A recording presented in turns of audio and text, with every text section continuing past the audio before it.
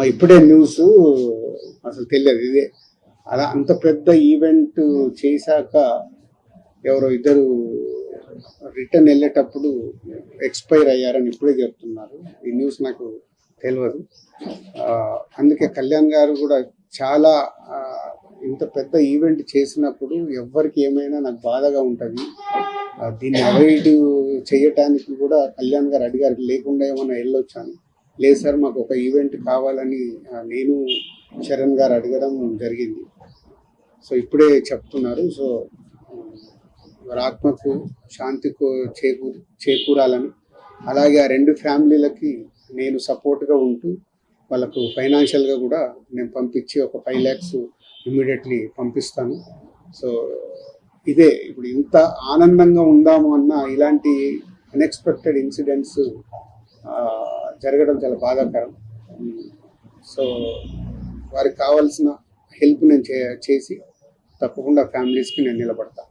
Thank you sir. ఇది పక్కన పెడితే ఇంత టెన్షన్లో కూడా సంక్రాంతికి వస్తున్న ఈవెంట్లో ప్రెస్ మీట్లో చాలా జోష్గా కనిపిస్తూ ఆడియన్స్ సేవ చేసే ప్రయత్నం చేస్తూనే ఉన్నారు. ఇంత ఒత్తిడిలో కూడా మీరు సినిమాను ప్రేక్షకులకు తీసుకోవడానికి మీకు మోటివేషన్ చెప్పారు పవన్ కళ్యాణ్ గారు. సో ఆ ఫోర్స్ కాకుండా ఇంకేముంది? నాకు అదే మెయిన్. అంటే మనకు ఎలా ఉంటుంది, మార్నింగ్ లేస్తాము, రాత్రి పడుకునే వరకు ప్రతి ఒక్కరి లైఫ్లో ఒక ఎనర్జీ కావాలి. ఆ ఎనర్జీ ఫ్యామిలీ ఇస్తుంది, పిల్లలు ఇస్తారు, స్నేహితులు ఇస్తారు, మన ప్రొఫెషన్ ఇస్తుంది.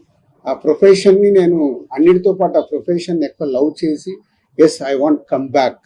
నేను ఎందుకు సక్సెస్ పర్సంటేజ్ లాస్ట్ 5 years తగ్గిపోయింది అనే దానికి సినిమాల మీద పనిచేస్తూ ఆ ఎనర్జీ తెచ్చుకుంటూ చేయడం.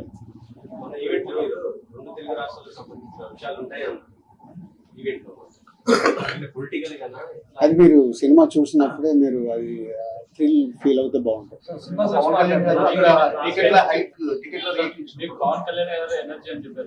ఆయన స్టేజ్ మీద ఆయన పార్టీకి మీరు ఎనర్జీ అని చెప్పారు. అంటే అది నాకు తెలియదు. ఇప్పుడు కళ్యాణ్ గారు మొన్న అలా చెప్పే వరకు కూడా నాకు తెలియదు. ఆ రోజు నేను వకీల్ సాబ్ సినిమా చేద్దామని అప్రోచ్ అవ్వడం, ఇలాంటి సినిమా కంబ్యాక్ చేయడం కరెక్టా కాదా అని కళ్యాణ్ గారికి డిస్కషన్. ఆ టైంలో నా పాయింట్ ఆఫ్ వ్యూలో అంటే ఈ సినిమా చేయడం వల్ల మీరు రేపు థియేటర్ నుంచి మీరు ఇప్పుడు పొలిటికల్గా కూడా ఇన్వాల్వ్ అయినారు అని డిస్కస్ చేసిన తర్వాత, మరి ఇలాంటి సినిమాకు ఎకానమిక్స్ ఎలా ఉంటాయి, డబ్బు గురించి తర్వాత ఆలోచిద్దాం సార్, ఈ సినిమా వెళ్ళాలి, ఈ సినిమా రీచ్ అవుతుందని నమ్ముతున్నాను, డైరెక్టర్ కూడా నమ్ముతున్నాడు. బట్ చాలామందికి ఇదేదో రీమేక్, మేము అలా చూడట్లేదు. రీమేక్ సోల్ తీసుకున్న పవన్ కళ్యాణ్ గారి ద్వారా ఎలా చూపించాలి సినిమాని చూపిస్తామని ఆ రోజు కన్విన్స్ చేశాను. ఆయన నమ్మారు. దాని తర్వాత ఏదో ఫైనాన్షియల్గా మాట్లాడుకున్న తర్వాత ఓకే సార్ అని నేను వచ్చేసాను. నిన్న కళ్యాణ్ గారు అలా చెప్పే వరకు కూడా నాకు తెలియదు. ఆ రోజు ఆ సినిమా చేయడం వల్ల అది జనసేన పార్టీకి ఇంధనమైందని నాకు తెలియదు. అందుకే మీరు ఆ విజువల్ చూస్తే నాకు ఆ టీయర్స్ వచ్చేసాయి, ఏంటి నిజమా ఇదని. అంటే లైఫ్లో చాలా మూమెంట్స్ మనకు తెలియకుండా జరుగుతాయి. బట్ ఆ కళ్యాణ్ గారు అది గుర్తుపెట్టుకొని అలా చెప్పడం అనేది ఆయన కాళ్ళకు దండం పెట్టాలంటే. ఒక డిప్యూటీ సీఎం, ఒక లీడర్ అయింది, నా పార్టీకి ఇలా ఇంధనం అయింది అని అంటే ఇట్స్ గ్రేట్, థ్యాంక్ఫుల్. మామూలుగా అయితే ఎవరు చెప్పరు, ఎందుకు చెప్పరు. బట్ ఆయన అంత పబ్లిక్గా చెప్పాడంటే ఆ సినిమా నా పైన ఉన్నది, ఆ రోజు జరిగిన మూమెంట్కి ఆయనకు పాదాభివందనం.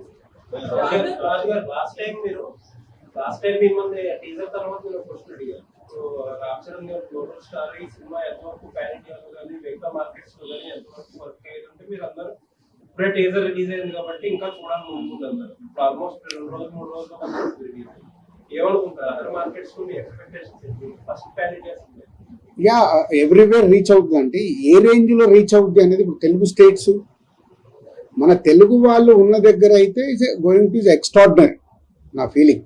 ఇప్పుడు అదర్ లాంగ్వేజ్లోకి వెళ్తున్నప్పుడు వాళ్ళు సినిమాని ఎలా చూస్తున్నారు, ఎలా ఓన్ చేసుకుంటున్నారు అనే దాని మీద డిపెండ్ అయి ఉంటుంది. అది వాళ్ళు మార్నింగ్ షో అయ్యాక వాళ్ళ రెస్పాన్స్ని బట్టి డిపెండ్ అవుతుంది. మనం ముందు ప్రెడిక్ట్ చేయలేం, ఎందుకంటే ఇది ఒక సోషల్ కాస్ట్లో వస్తున్న సినిమా కాబట్టి. ఈ సినిమాలో ప్లస్ పాయింట్స్ ఏంటి, వావ్ సాంగ్స్ ఉంటాయి. సో ఆల్ లాంగ్వేజ్ ప్రేక్షకులకు నచ్చేది wow song. Hero villain tit for tat. ఇవాళ నార్త్లో చూస్తే hero villain tit for tat వాళ్ళు బాగా ఎంజాయ్ చేస్తారు. So hero villain tit for టాట్లు ఉన్నాయి. అలాగే సౌత్కి వస్తే మన సోల్, ఏదైతే సోల్ ఉందో సౌత్లో అందరికీ రీచ్ అవుతుంది. I'm expecting this film will reach everywhere. But A range లో ఎక్కడ ఎలా రీచ్ అవుతుంది అనేది ఇప్పుడే మనం చెప్పలేం. సీఎం గారిని ఆయన కలుస్తున్నారు సార్, టికెట్ల రేట్ల విషయంలో సీఎం గారిని. యా, అపాయింట్మెంట్ అడిగాను, ఎప్పుడు పిలిచినా వెళ్ళి కలిసి రావాలి. నిన్న అంటే పవన్ కళ్యాణ్ గారు మాట్లాడుతూ టికెట్ల రేట్లు హైక్ ఇవ్వడం వల్ల గవర్నమెంట్ కూడా ఆదాయం వస్తుంది కదా, అది అందుకే మేము ఇస్తున్నామని ఒక మాట. యా, అంటే చాలా మంది అది ఆలోచించాల్సిన, కళ్యాణ్ గారు చెప్పిన పాయింట్ లో ఒక వాల్యూ ఉంది. ప్రతి 100 రూపాయలకి 18% జిఎస్టీ రూపంలో వెళ్తుంది. జిఎస్టీలో 9% స్టేట్కి వెళ్తుంది, 9% సెంట్రల్కి వెళ్తుంది. అంటే మనము సినిమా ద్వారా వచ్చేది మళ్ళీ గవర్నమెంట్కి వెళ్ళి గవర్నమెంట్ ద్వారా పర్సంటేజ్ అది ఉపయోగపడేది. ఆడియన్స్ కళ్యాణ్ గారు నడిచే డిమాండ్ అండ్ సప్లై, అన్ని సినిమాలకు మనం టికెట్ రేట్లు పెడితే కూడా చూడరు. ఈరోజు ఏముంది, సినిమా అనేది ఆ 4 రోజులు, ఆ వారం రోజులే హాట్. ఒకప్పుడు మన సినిమా సిల్వర్ జూబ్లీలు 175 days ఆడేటి, ఇప్పుడంతా ఫాస్ట్ ఫుడ్ లాగా 1 week 10 days క్లోజ్ అయిపోతుంది. సో క్లోజ్ అయినప్పుడు దీని తర్వాత వెనకాల పైరసీ కావచ్చు, ఓటీటీ కావచ్చు, చాలా ఇంపాక్ట్స్ ఉన్నాయి. సో ఒక బిగ్ ఫిలిం ఇలా భారీ బడ్జెట్తో సినిమా తీయాలన్నప్పుడు తప్పకుండా గవర్నమెంట్స్ సపోర్ట్ కావాలి. ముందు నుంచి గవర్నమెంట్ సపోర్ట్ చేస్తూనే ఉన్నాయి, ఎప్పుడు గవర్నమెంట్ సపోర్ట్ కావాలి. టికెట్ ప్రైస్ పెంచడం వల్ల సినిమా మీద ఎఫెక్ట్ చూపిస్తుంది అంటారు. టికెట్ ప్రైస్ పెంచడం వల్ల సినిమా మీద ఎలాంటి ఎఫెక్ట్ చూపిస్తుంది? ఎందుకంటే తక్కువ రేట్ ఉంటే ప్రేక్షకులు మరోసారి చూసే అవకాశం ఉంటుంది, కానీ ఎక్కువ ధర పెంచడం వల్ల రిపీట్ ఆడియన్స్ రాకపోవడం, థియేటర్లు ఖాళీ కనిపించడం అనేది సినిమా మీద ఎలాంటి. సో అందుకే ఎప్పుడు 1 week 10 days టికెట్ రేట్లు పెంచితే అప్పుడు చూడాల్సిన ఆడియన్స్ అప్పుడు చూస్తారు. సినిమా సక్సెస్ అయినప్పుడు ఆటోమేటిక్గా 2nd week 3rd week normal రేట్లలో చూస్తారు. సాక్షిగా చెప్పారు టికెట్లు నేను సీఎం గా ఉండగా పెంచేది లేదని. అలాంటి ఆయన దగ్గరికి మళ్ళీ మీరు ప్రతిపాదన తీసుకెళ్తారంటారు, దీన్ని ఎట్లా చూడాలంటారు? సేమ్ టైం సీఎం గారు మొన్న కానీ అక్కడ మీరు మీటింగ్ సీఎం గారు స్పీచ్ మొత్తం చూస్తే తెలుస్తుంది. మీకు ఏం కావాలన్నా తీసుకోండి, మీరు అది తీసుకోండి, ఇది తీసుకోండి. ఆయన స్పీచ్ చూడండి. మేము ఇండస్ట్రీకి అగనిస్ట్ కాదు, అన్నీ ఇస్తాము, కానీ ఇలాంటి ఇన్సిడెంట్లు జరిగి మాకు ఇలా జరగకూడదు, జరిగింది కాబట్టి ఫర్దర్గా నేను ఇలాంటి నిర్ణయం తీసుకుంటున్నాను అని చెప్పారు. సో అన్నీ ఇస్తానని కూడా చెప్పారు. నేను ఆశతో ఉన్నాను. ఆయన స్పీచ్ మీరు ఒకసారి రివైండ్ చేసుకొని చూడండి అసెంబ్లీది. నేను 10 సార్లు చూశాను. అన్ని ఇస్తాను అంటున్నారు, మీరు అన్ని తీసుకోండి అంటున్నారు. ఇప్పుడు అడగలేదు అనుకో, ఆకలి అవుతుందని అమ్మ కూడా అన్నం పెట్టదుగా. ఐ వాంట్ ప్రొడ్యూసర్ గా ఆ స్టేట్ లో వచ్చింది, మీరు మాకు కోఆపరేట్ చేస్తే బాగుంటుందని అడుగుతాను. తర్వాత ఇక ఆయన నిర్ణయమే ఫైనల్.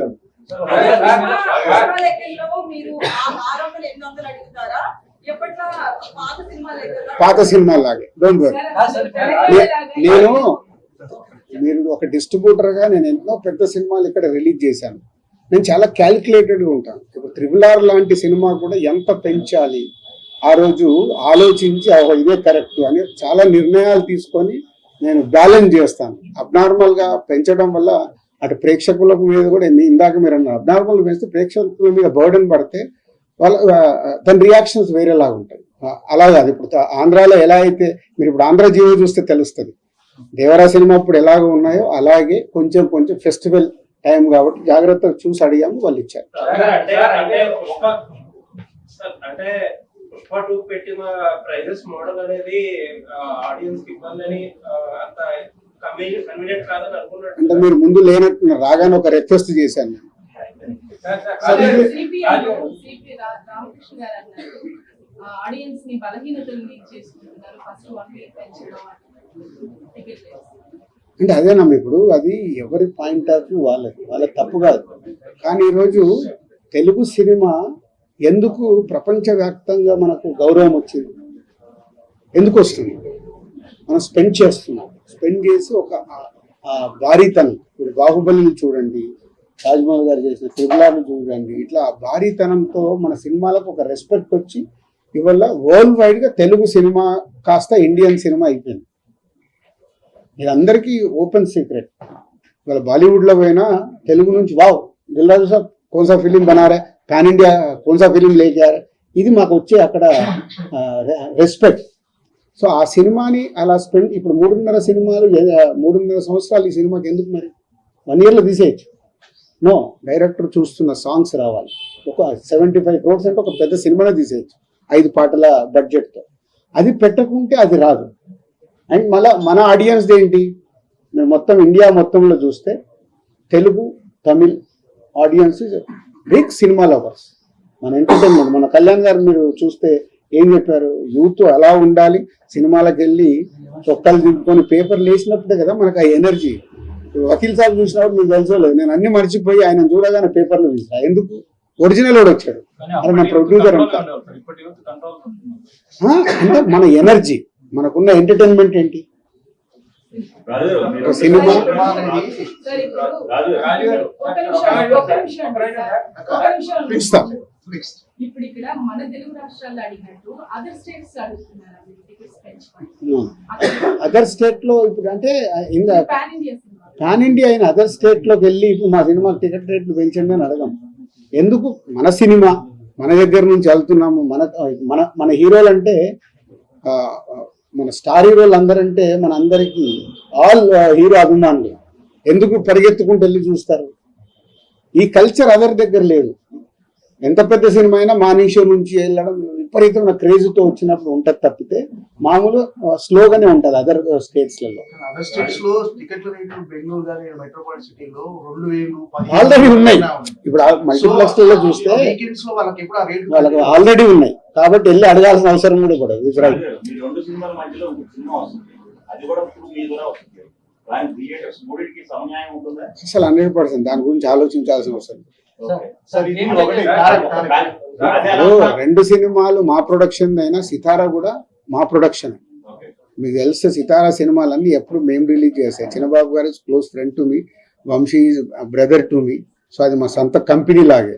3 సినిమాలకు కరెక్ట్గా ఉంటాయి ఎలా ఏ సినిమాని బట్టి. అందుకే జాగ్రత్త ఏంటి, మాకు అండర్స్టాండింగ్ ఉంది కాబట్టి 10th, 12th, 14th 3 సినిమాలు వచ్చిన 2 రోజులు గ్యాప్ పెట్టుకొని ఎలా డిజైన్ చేయొచ్చు అనేది చేసుకున్నాం. సంక్రాంతి అనగానే ఎంఎస్ఆర్ గారు ఈ సంక్రాంతి మొత్తం మీదే ఫీల్ అయ్యేది ఏం లేదు. నేను సూపర్ హిట్లు ఎలా అవుతాయనే పనిచేస్తున్నా. ఈ సంక్రాంతికి కంబ్యాక్, 2 సినిమాలతో కంబ్యాక్ అనిపించుకోవాలనేది. ఏదైనా ఒక బాధ్యత తీసుకున్నప్పుడు దానికి ఏం చేద్దాం అనేది ఆలోచించుకోవడం ముందుంటాం. అయితే ఎఫ్టీసీ చైర్మన్ అయిన తర్వాత సినిమా పరిశ్రమ కోసం మీరు ఏం చేయాలనుకున్నారు? అలాగే మన పవన్ కళ్యాణ్ గారు మాట్లాడుతూ చిన్న చూపు చూడదు ఏపీ అని చెప్పేసి అసలు మీరు 15th తర్వాత నేను ఆ రోల్లోకి వెళ్ళాలి. ఈ 2 సినిమాల ముందు కంబ్యాక్ అని చెప్తున్నా కదా, ఈ 2 అలా వచ్చిన తర్వాత చేసే దానికి స్పెండ్ చేసి సీఎం గారు ఇక్కడ కోరుకుంటుంది గ్లోబల్, ఇక్కడ హైదరాబాద్లో cinema world international film hub లాగా ఎలా చేద్దామని సీఎం గారు, అది ఎలా రీచ్ అవుతాం. కళ్యాణ్ గారు కోరుకునేది ఇక్కడ యూత్ ఉన్నారు, వీళ్ళందరికీ ఇలా కావాలి, ట్రైనింగ్ చేయండి. అలా తప్పకుండా అక్కడ యూత్ అందరు కూడా రెడీ అవుతే వాళ్ళు ఎక్కడికి వస్తారు? మళ్ళీ తెలుగు చైర్మన్ అవ్వాల్సిన అవసరం లేదు. ఇండస్ట్రీలో ఒక ఇంపార్టెంట్ పర్సన్నే కదా. సో నేను డెఫినెట్గా నా సలహాలు కూడా చైర్మన్గా పక్కన పెడితే ఇండస్ట్రీ ఇంపార్టెంట్ పర్సన్గా డెఫినెట్గా చెప్తాను. అక్కడ యూత్ని కూడా తయారు చేస్తే వాళ్ళు ఎక్కడికి వస్తారు? మళ్ళీ తెలుగు సినిమాలోకే వస్తారు. తెలుగు సినిమానే. కళ్యాణ్ గారు అన్నా సార్ నేను 2 కళ్యాణాన్ని వాళ్ళు చెప్పట్లేదు, నేను నమ్మను అన్నాడు. బట్ అది ఎప్పుడు ఇక్కడ ఒక హోదాలో ఉన్నాను కాబట్టి న్యాచురల్గా అదే ఫీలింగ్ ఉంటుంది. బట్ ఎలా ఇప్పుడు మీరు అడిగినట్టు 3 సినిమాలు ఎలా బ్యాలెన్స్ చేస్తారని చేసి చూపిస్తాను. అలాగే అవన్నీ బ్యాలెన్స్ చేస్తాను. సో తెలంగాణ గవర్నమెంట్కి తెలుగు ఫిలిం ఇండస్ట్రీకి బ్రిడ్జిగా ఉండి ఎలా గ్రో అవ్వాలి అనేది చేస్తూనే అక్కడ యూత్ని ఎలా తయారు చేసుకోవాలి. వాళ్ళు రెడీగా ఉన్నారు ప్రభుత్వం అక్కడ ఏదైనా చేయటానికి. చేసినప్పుడు అక్కడ తయారైన అయ్యాక యూత్ ఇక్కడికే రావాలి కదా, తెలుగు సినిమాకే రావాలిగా. తెలుగు సినిమా అవుతుంది అప్పుడు.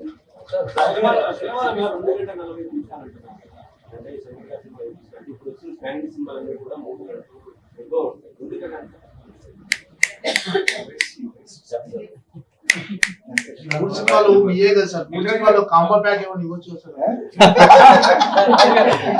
మీడియా వాళ్ళకి సంక్రాంతి స్పెషల్ కాంబో.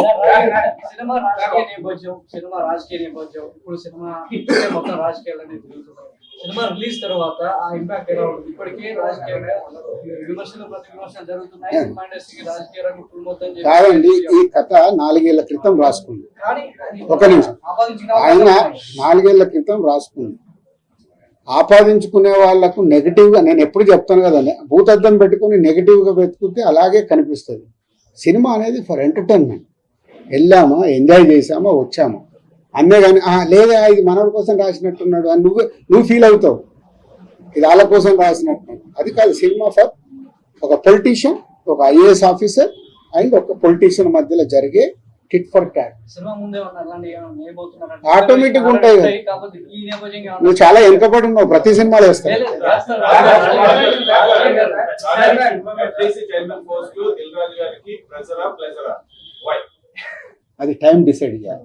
సార్, ఇంత టైంలో ఇప్పుడు ఇచ్చినప్పుడు నాది ఎలా ఉంటుందంటే నేను పట్టుకుంటే 100% ఎఫర్ట్స్ పెట్టి దానికి న్యాయం చేసి రావాలి. డెఫినెట్ గా ఎఫ్డిసి అనే దానికి ఇప్పుడు సీఎం గారు చూసిన దాని ప్రకారం మొన్న ఒక మీటింగ్, ఇంటర్నల్ మీటింగ్ లో కూడా చెప్పింది, దానికి ఒక రెస్పెక్ట్ రావాలి బిట్వీన్ గవర్నమెంట్ ఇండస్ట్రీ మధ్యలో. ఎఫ్డిసి అనేది చాలా కీలకం. ఒకప్పుడు చాలా ఉండేటి, అవన్నీ మెల్లిగా డైల్యూట్ అయింది. చిల్డ్రన్ ఫెస్టివల్ ఉండేది, ఇప్పుడు లేదు. ఎలా చిల్డ్రన్ ఫెస్టివల్ తీసుకురావాలి, ఎలా అంటే దాన్ని ఒకటిగా యాడ్ చేస్తూ దాన్ని అద్భుతంగా చేయాలని ఒక విజన్తో పనిచేస్తున్నాం. బట్ రిజల్ట్ రాకంటే ముందు మాట్లాడితే కరెక్ట్ కాదు. ఒక విజన్ అయితే ఉంది, ప్లానింగ్. వీడియోస్ పెట్టిస్తున్నారు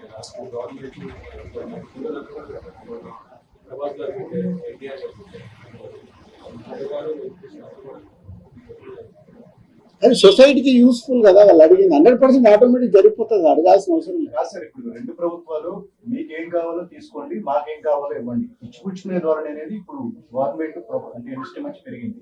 అంటే ఇది రిలేషన్ మెయింటైన్ చేయడానికి ఉపయోగపడుతుంది డెఫినెట్ గా.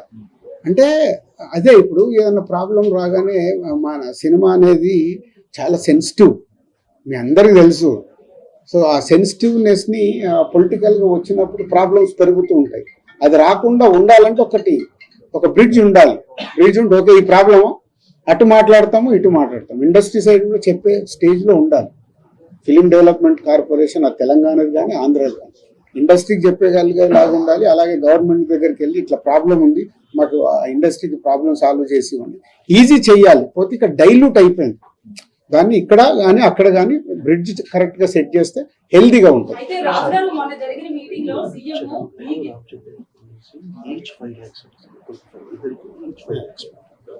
అది కంటిన్యూ ఇందాక నేను చెప్పింది ఎలా రీచ్ అయిందో, నేను వాళ్ళిద్దరు మొన్న ఈవెంట్ లో ఇద్దరు రిటర్న్ వెళ్ళేటప్పుడు చనిపోయారని ఇప్పుడే తెలిస్తే నేను 5 lakhs అన్నాను. మరి అది ఇద్దరికి, సో 5 lakhs ఇద్దరికి 5 lakhs నా ద్వారా చేస్తున్నాను.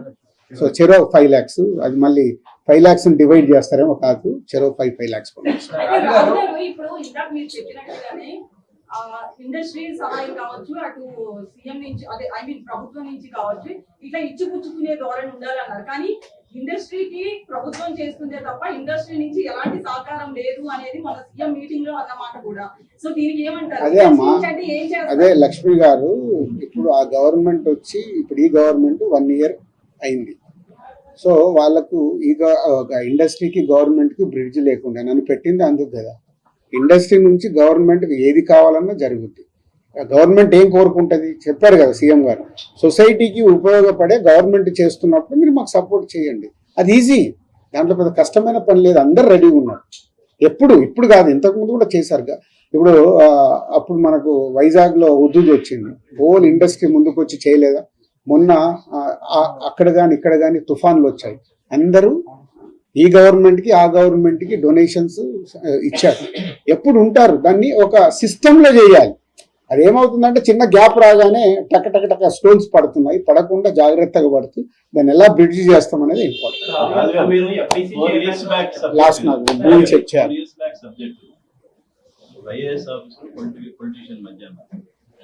మీరు కాలక్రమేణా చూస్తే ఇప్పుడు ఐఏఎస్ ఆఫీసర్స్ అంటే మీరు ప్రతి ఐఏఎస్ ఆఫీసర్ చుట్టూ స్కామ్లు అనేవి దాదాపు more than 90% ఈ కాంట్రవర్సీలే ఉన్నాయి.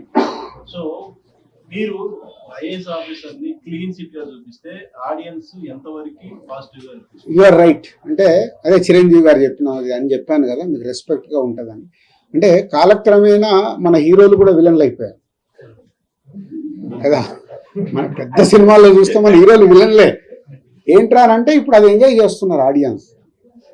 సేమ్ టైం మన హీరోని ప్రాపర్గా చూపిస్తూ హీరో విలన్ మధ్యలో సంభాషణలు కానీ సీన్స్ కానీ డిజైన్ చేస్తే చూడరా, క్యారెక్టర్ని పక్కన పెట్టండి, హీరో విలన్ మధ్యలో అక్కడ అదేగా విలన్ వర్సెస్ విలన్. మీరు ఇప్పుడు వచ్చిన సూపర్ హిట్ అయిన సినిమాలు, పెద్ద పెద్ద సినిమాల్లో villain versus villain, hero versus villain, ఇది కూడా వర్క్ అవుతుంది కదా. ఎందుకంటే మనం దాంట్లో ఉన్నాం, ఒక్కసారి బయటకు వచ్చి సినిమా చూస్తే మీకు తెలుస్తుంది ఎందుకు వర్క్ అవుతుంది. సీన్సే ఆ హీరోయిజంతో, ఆ ఎలివేషన్స్ తో సీన్స్ ఉన్నప్పుడు డెఫినెట్ గా చూస్తారు కదా. సంక్రాంతికి 3 సినిమాలు అకామిడేట్ స్పేస్ అయితే ఉంది సార్. ఇప్పుడు మీరు గేమ్ చేంజర్ రేట్లు పెంచారు, అలాగే అక్కడ డాకు మహారాజు కూడా రేట్లు పెంచారు.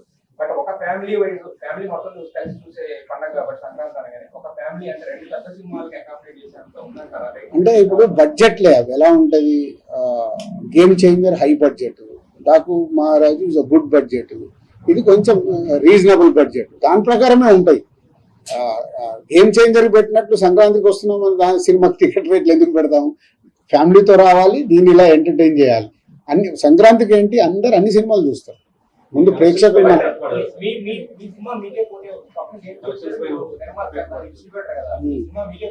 నువ్వు సంక్రాంతికి వస్తున్నావు, నువ్వు ప్రొడ్యూసర్ అనుకో, నీకు కూడా నేను న్యాయం చేయాలి కాబట్టి నాది కాదు, చేయాలా వద్దా? చేయకుండా మళ్ళీ మీరే రాళ్ళేస్తారు. కాబట్టి అన్ని జాగ్రత్తగా చూసి వర్కౌట్ చేశాం. Thank you.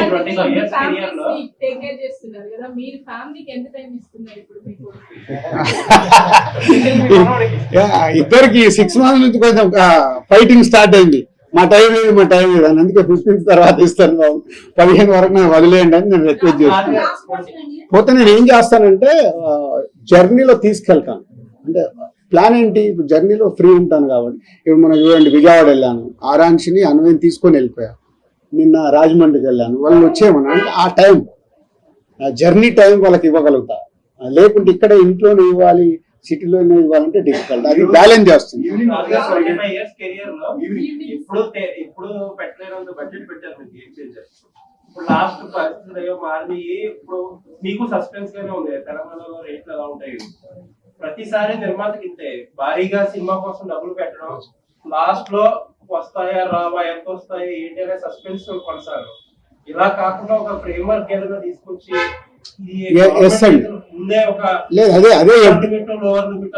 అదే ఎఫ్డిసి చేయబోతుంది. ఇందాక నేను చెప్పాను కదా, చాలా సమస్యల్ని సింపుల్ చేయొచ్చు. అవి సమస్యల్లాగా మనం చూపించాల్సిన అవసరం లేదు. ఒక సింపుల్ సిస్టమ్ చేసేస్తే దాన్ని ఫాలో అవుతారు. అది మీకు జనవరి 2 కల్లా నేను ఎఫ్డిసి ద్వారా చేసి అక్కడ ప్రభుత్వానికి కూడా, ఏపీ ప్రభుత్వానికి కూడా బ్రిడ్జ్ లాగా ఎవరి ద్వారా అక్కడ చెప్పి ఎలా బ్రిడ్జ్ లాగా చేయాలనేది మళ్ళీ ఇండస్ట్రీ తరపునే వర్క్ చేస్తాను. అట్లేముండదు. ఇదే అండి, మళ్ళీ ఒకటి పాజిటివ్ మాట్లాడతాం మనమే, ఇంకోటి నెగిటివ్ చెప్తాం. ఏదో ఒకటి మనం దాని మీద నిలబడదాం. ఏసి ఇలా ఉంటే బాగుంటుంది అంటే దాని మీదనే వెళ్దాం. మళ్ళీ ఇలా అయితే ఇలా అవుతుందేమో అలాంటి హెడ్లైన్స్ వస్తాయి, కంప్లైంట్సే వస్తాయి. Okay, thank you. 10:30 అందరు వెయిటింగ్. అయితే మీరు ఎఫ్టీసీ చైర్మన్ గా కొన్ని ప్రతిపాదనలు ప్రభుత్వం వద్దకు తీసుకెళ్తారు అని చెప్పారు కదా, అవి కొన్ని సిద్ధం చేశారు అని తెలిసింది. ఇప్పటికే మీటింగ్ జరిగి 10 రోజులు అయింది, 15 రోజులు అయితే ఇందులో 2000 ఎకరాలు స్టూడియోల కోసం అడుగుతాం. అమ్మా ఒక్క నిమిషం. సంక్రాంతి తర్వాత నేను కంబ్యాక్ అయిపోయిన తర్వాత మళ్ళీ పిలిచి అసలు ఏం చేయబోతున్నానో అన్ని క్లుప్తంగా ఎక్స్ప్లెయిన్ చేస్తాను.